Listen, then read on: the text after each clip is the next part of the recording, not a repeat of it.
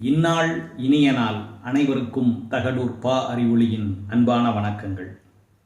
மகாகவி பாரதியினுடைய படைப்புகளில் கண்ணன் பாட்டு, குயில் பாட்டு, பாஞ்சாலி சபதம் என்ற இந்த 3 படைப்புகளும் தனி முத்திரை பதிக்கத்தக்கனவாக அமைந்துள்ளன.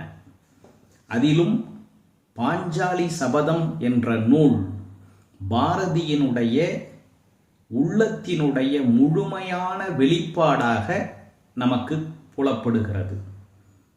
அந்நியரிடம் அடிமைப்பட்டிருந்த காலத்திலே நாட்டு மக்களிடையே விடுதலை உணர்வை ஊட்ட வேண்டும். ஆனால் அதை நேரடியாக ஊட்ட முற்படாமல் அவர்கள் ஏற்கனவே அறிந்து வைத்திருக்கக்கூடிய ஒரு கதையை சொல்லி அதற்குள்ளே தான் சொல்ல நினைக்கக்கூடிய கருத்துக்களை எல்லாம் சொல்ல வேண்டும் என்று பாரதி எண்ணினார். அவருக்கு தோதாக கிடைத்த கதை மகாபாரதம். அதிலும் முழுமையாக காவியத்தை சொல்ல வேண்டிய அவசியமில்லை. எங்கே விழுந்தோம், எதனால் விழுந்தோம், மீண்டும் எழுவதற்கு எது நமக்கு துணையாக இருக்கும் என்பதை புரிந்து கொண்டு பஞ்சபாண்டவர்களினுடைய தலைவன் தருமன் சூதாடி தன்னுடைய நாட்டை இழந்ததையும் அவனுக்கு உணர்வினை மீட்டு கொண்டு வர பாஞ்சாலி சபதம் செய்ததையும் எடுத்து கூறி இந்த காவியத்தை நமக்கு படைத்து தந்திருக்கிறார். நாம் ஒரு கருத்தை சொல்ல நினைக்கிறோம் இச்சமூகத்திற்கு. அது போய் அவர்களை தெளிவாக எந்த குழப்பமும் இல்லாமல் நேரடியாக சென்று சேர்ந்தால்தான் நாம் நினைத்தது நடந்தது என்று பொருட்படும். மாறாக என்னவென்றே புரிந்து கொள்ள முடியாமல் படிப்பவர்க்கு மயக்கத்தையும் குழப்பத்தையும் அயற்சியையும் உண்டு பண்ணக்கூடிய இலக்கியங்கள், படைப்புகள் அது எவ்வளவு தரமுடையதாக இருந்தாலும் அது வீரியமுள்ள விதை கல் மீது விழுந்ததற்கு ஒப்பாக போய்விடும். பாஞ்சாலி சபதம் என்பது அற்புதமான ஒரு காவியம். அதிலே தருமன் சூதாட்டத்திற்கு ஒத்துக்கொண்டான். சகுனியினுடைய சூழ்ச்சியின் காரணமாக சூதாடலாம் என்று முடிவு செய்து அவன் ஏற்றுக்கொண்டான்.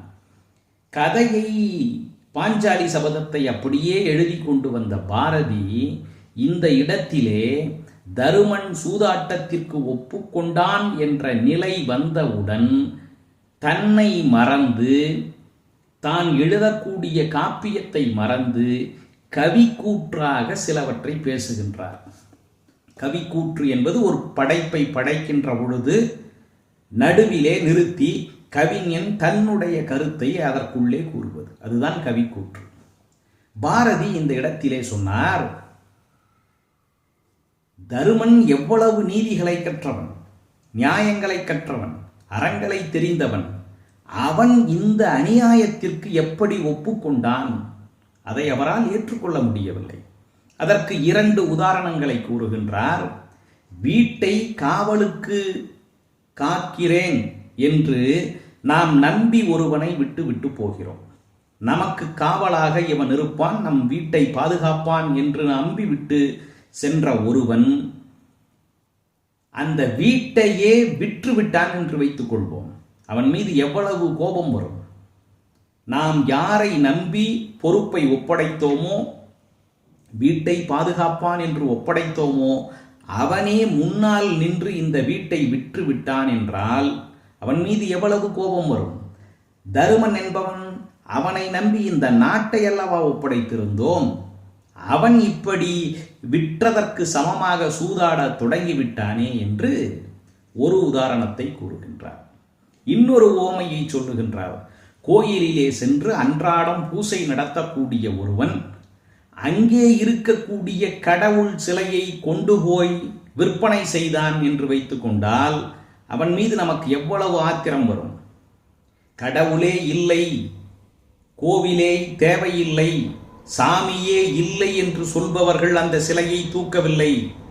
கடவுள் உண்டு என்று நம்பி அதை ஊருக்கும் சொல்லி அன்றாடம் வழிபட்டு பூஜை செய்யக்கூடிய ஒருவன், அங்கேயே இருந்த ஒருவன் அந்த கடவுளின் மீது நம்பிக்கை இல்லாமல் அல்லது பயம் இல்லாமல் கேவலம் பொருளுக்காக கடவுளின் சிலையையே கொண்டு போய் விற்றுவிட்டால் அவனை நாம் எந்த கணக்கிலே வைத்துக் கொள்வது?